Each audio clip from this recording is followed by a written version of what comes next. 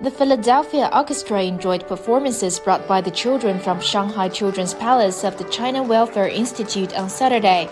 The American Orchestra has a long history of exchanges with the China Welfare Institute Children's Palace. In 1933, during its first visit to China, its members visited here and were deeply impressed by the children's performances.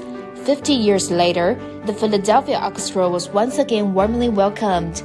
We have a wonderful foundation that we have built on from 1973, and we play all over the world, actually, in many countries.